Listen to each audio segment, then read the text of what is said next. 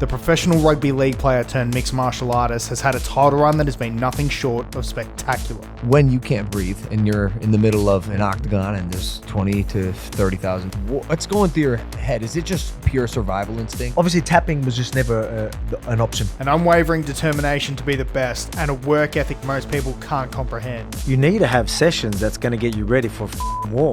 These are just some of the characteristics that have made Alexander Volkanovski one of the greatest featherweight fighters in UFC history.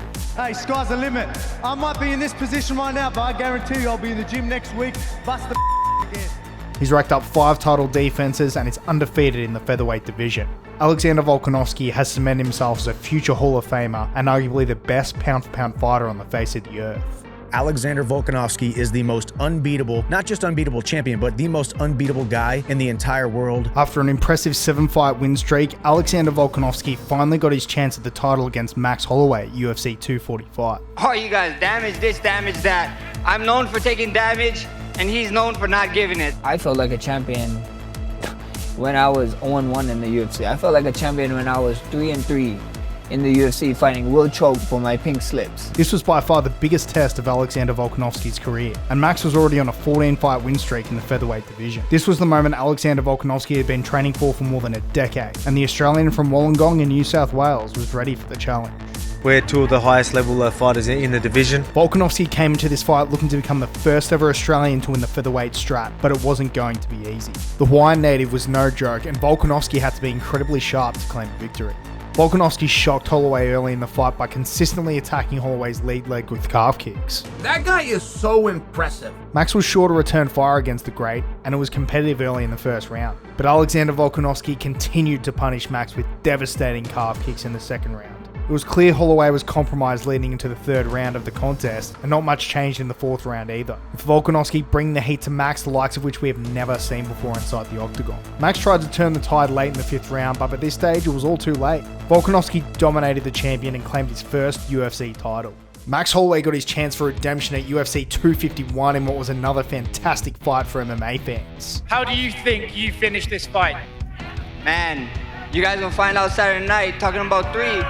This guy talking about a 3-peat or something, you know? This guy don't even got 3 highlights in the UFC. Max Holloway was looking to reclaim his title, and he rocked Volkanovski in the fight early, largely dominating the first 2 rounds and leaving the newly crowned king from Wollongong reeling. If Alex was to win the fight, he had to dig deep and prove his championship credentials. MMA coach Joe Lopez, kick for Holloway! Volkanovski was not going to go down without a fight, and he turned the contest back in his favour. In what was a hard-fought battle, Alexander Volkanovski got the nod in what some seen as a controversial decision. But this wouldn't be the last that Alexander Volkanovski's seen of Max Holloway. Everyone back home, everyone, I don't care if you love me or hate me, stand up for yourself. People been trying to bring me down. I stood up and look at me now. No one can bring me down anymore. We've got a lot of guys in our division. They're about to fight each other. I've got my eye on every single one of them. The sacrifice he made over the last 7 years of his life had finally started to pay off.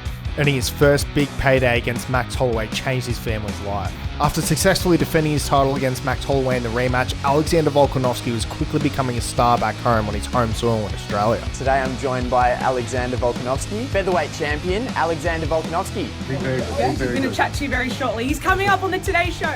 Alexander Volkanovski was now the man to beat in the featherweight division, and an up-and-coming prospect had his sights set on taking the belt. The next big challenge for Volkanovski was Brian Ortega, a Brazilian Jiu-Jitsu specialist from San Pedro, California. With 7 finishes via submission and a much-improved striking arsenal, Brian Ortega represented a unique puzzle for Alex to solve. Both fighters coached opposite each other on The Ultimate Fighter in the build-up to this contest, and Volkanovski made it known that he didn't respect Ortega due to his past-failed drug test in the lead-up to the bout. I didn't know about you popping.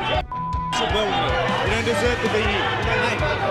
That's it, done. What was once a light-hearted feud on The Ultimate Fighter had turned personal in the lead-up to UFC 266.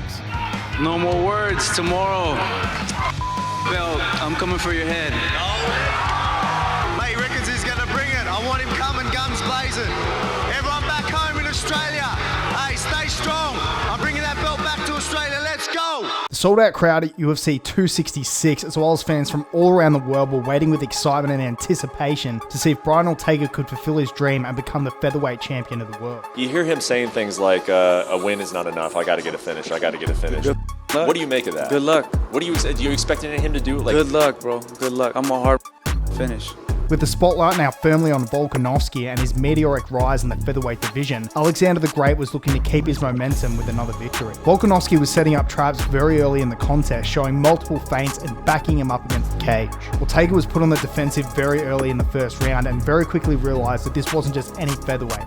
This was Alexander the Great. He is the most complete fighter that we have on the roster in the UFC. Brian Ortega looked stationary and was struggling to find any meaningful offense. And although Ortega landed some beautiful shots, they were few and far between. And the body language of both fighters painted a crystal clear picture of who is in the better mental space in this contest. He made Ortega pay for his mistakes and capitalized on any small openings within the contest. It only looked to be a matter of time before Volkanovski got the stoppage. With his back against the wall, Brian Ortega landed a beautiful takedown as Volkanovski was closing the distance, quickly pouncing on a mounted guillotine and fully locked it in.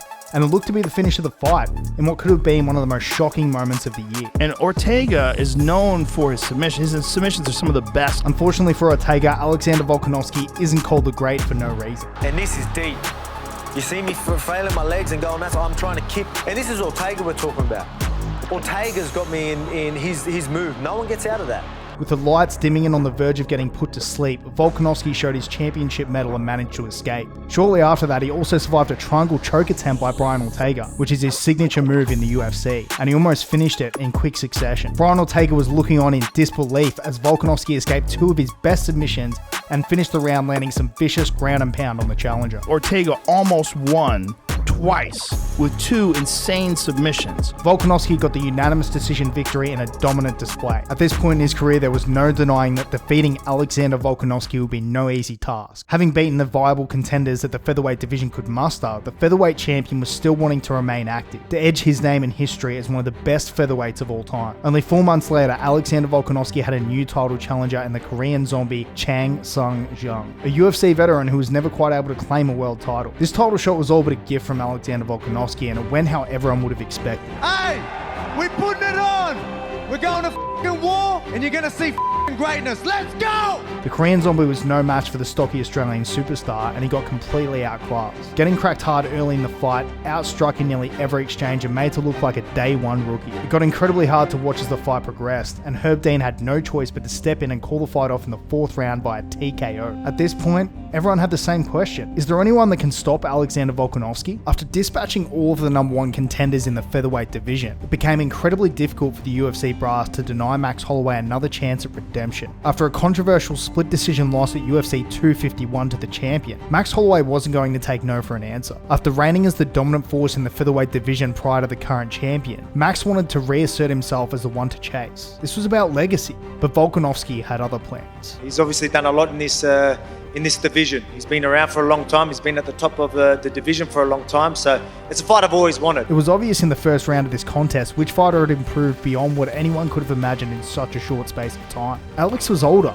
but faster than we have ever seen him. There was not a single aspect of this fight that the champion didn't dominate. From the stand-up to the clinch and the cage wrestling of Volkanovski couldn't be answered, leaving the challenger with a nasty cut above his eye. Gushing blood by the second and impairing his vision for the remainder of the contest, Volkanovski has a way of making even some of the best fighters in the world look like day one beginners. Volkanovski took the unanimous decision victory with a scorecard of 50-45. The reign of Alexander Volkanovski continued and had no signs of stopping anytime soon. Volkanovski then moved up in weight to test himself in the lightweight division. The lightweight on the line, pound for pound #1 on the line. Let's do it. He came up short against Islam Makhachev at UFC 284 in a split decision loss. At the same event, Josh Emmett faced Yair Rodriguez to determine who would be given the chance to face Alexander Volkanovski for his featherweight strap. Yair Rodriguez got the submission victory in the second round, and Volkanovski had a new #1 contender. I go out there, I'm going to squash him, I'm going to do my thing. And still, baby, let's go. Yair Rodriguez presented a new challenge for Volkanovski due to his unorthodox style and excellent striking capabilities.